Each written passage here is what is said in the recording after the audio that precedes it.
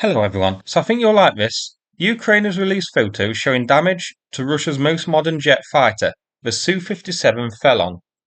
This image was shared today. It isn't the best quality. The before is from the 7th of June, the after is from the 8th. Highlighted here by Ukraine are burn marks because of fire damage, as well as craters from the impact. This was reportedly hit by a drone. To make it a little easier to see, the burn marks are now highlighted in the red boxes. Before we have a look at what Russia has to say, I want to point out something else. Check near where the arrows are pointing to. So this Su-57 is in a sort of mesh cage to protect it from drones. Either that or Russia plans to grow crops here and has set up a polytunnel. Here is Russia's statement from Fighter Bomber Telegram channel. So this says the airfield in Akhtubinsk was attacked by a UAV. 3 UAVs were used and the Su-57 was damaged by shrapnel. It's been determined if it can be restored or not. So this Su-57 may actually be out of action now, permanently. But it's amazing how shrapnel continues to fall on the target.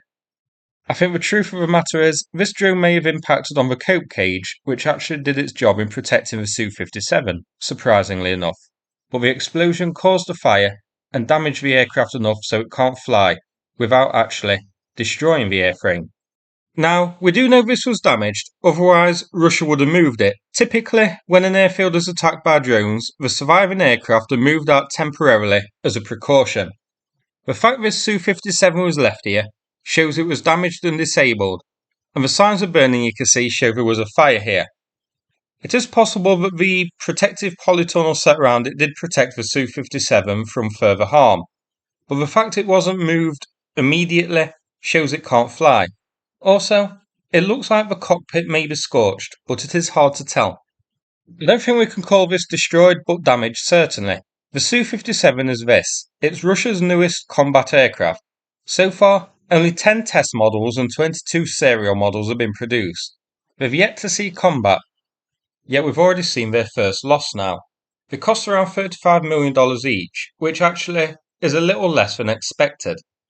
It's marketed as being stealth, but in reality, it's if you buy your stealth aircraft down from the market. Well, an excellent strike here by Ukraine, and quite embarrassing for Russia, but one of their newest aircraft was damaged, possibly destroyed by drones. Here's a Google Map view of Akhtubinsk Air Base. It isn't a combat base, but it's home to the 929th State Flight Test Centre.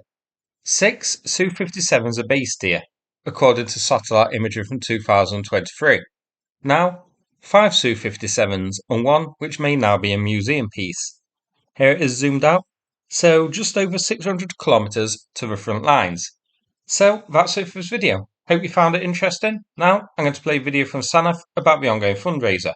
Thanks so much and take care everybody. I'm now just south of Vovchanska, which is about 20 kilometers north of here. You can hear shelling over that side, but there is also shelling taking place over on the east. This particular place is where they're bringing the refugees that from the village of Vovchanska and the surrounding areas that are being heavily shelled right now by the Russians, which is why we really need this armoured vehicle. There are plenty of pickup trucks that are going into these dangerous hotspots, but there's shrapnel flying everywhere, artillery shells everywhere. Armoured vehicles are essential in this kind of environment. So with your support, we'll be able to do this work and deliver for the guys. Thank you very much.